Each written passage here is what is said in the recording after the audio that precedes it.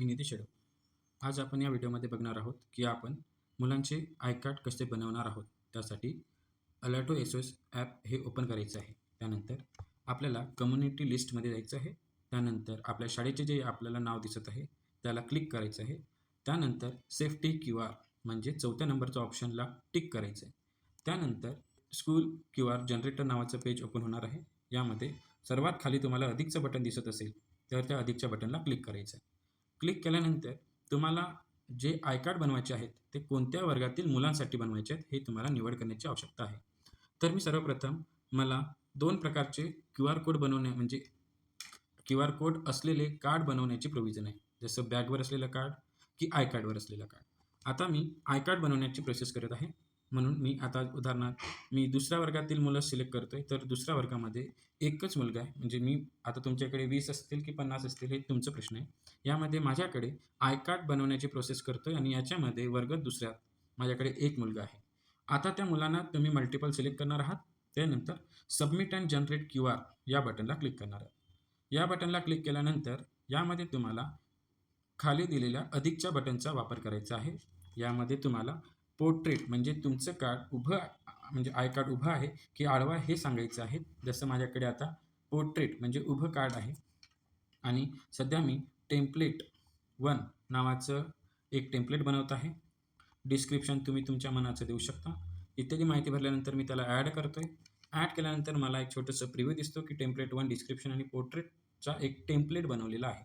या टेम्पलेटच्या मधोमध्ये तुम्हाला क्लिक करायचं आहे आणि तुम्हाला सेटिंग करण्याचा पेज येतो. त्यातील तुम्हाला tap here to pick background images या बटनला क्लिक करायचं आहे आणि तुम्ही तुमचं बॅकग्राऊंड इथे सिलेक्ट करणार आहात. बरोबर. आता मी यामध्ये बॅकग्राऊंड इमेज मी असं ठेवलेली आहे. बरोबर. आता यामध्ये काय होतं की ही माझी पोर्ट्रेट टेम्पलेट आहे. याच्यामध्ये काय काय गोष्टी येणार आहेत हे आपण स्वतः सेट करणार आहोत. एक शाळेचं नाव. बरोबर. शाळेचं नाव तुम्हाला इथे स्कूल नेम आहे. हे तुम्हाला वर खाली सरकवायचं आहे. ठीक आहे. त्याच्यानंतर मुलाचं नाव. हे मुलाचं नावसुद्धा तुम्हाला इथे असं सरकवायचं आहे आणि या वर आणि खाली बटनने ते नाव येणार आहे. तुम्ही सगळ्यांची साईज सारखी करण्यासाठी तुम्हाला शेजारला एक नंबर पण दिसतात. म्हणजे याचा अर्थ ते नंबर लॉक करून घ्यायचे आहेत. ठीक आहे. त्यानंतर स्टुडंट नेम झालं. त्याच्यानंतर ते क्लास. आता क्लाससाठी मी सगळ्यांसाठी 40 घेतोय. तर ते तुम्ही इथं सेट करू शकता. ही प्रोसेस एकदा झाली की तुमचं आय कार्ड बनतो. ठीक आहे. तर आता अशा पद्धतीने तुम्ही सेट करणार आहात. जर एखाद्या वेळेस तोच तुम्हाला एखादा मूव्हमेंट चुकला असेल किंवा बरोबर करायचं असेल, परत वर दिलेल्या एखाद्या जो नाव चुकलेलं आहे त्याला सिलेक्ट करून तेच तुम्ही यामध्ये मूव्ह करू शकता. ठीक आहे. जसं आता मी यामध्ये क्लास घेतलं.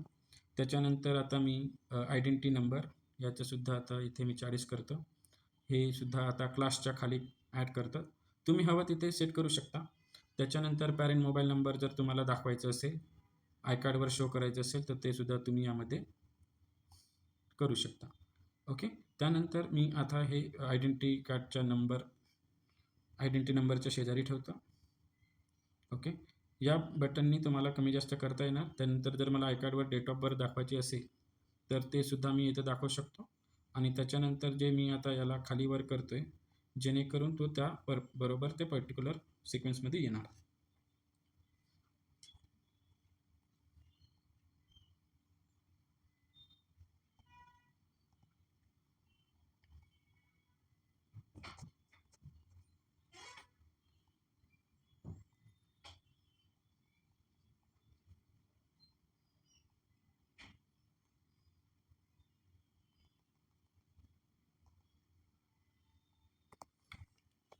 तर अशा पद्धतीचं मी बेसिक इन्फॉर्मेशन याच्यामध्ये स्टोअर केलेली आहे.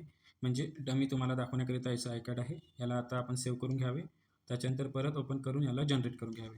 आता माझ्याकडे जेवढी मुलं असतील तेवढे मुलांसाठी आता ते इमेजेस माझ्याकडे इथे हे येत आहेत. अशा प्रकारे तुम्ही तुमचे आय कार्ड बनवू शकता. ठीक आहे. आता ही सॉफ्ट कॉपी आहे. याचाच वापर करून तुम्ही तुमचे प्रिंटेड आय कार्ड बनवू शकता.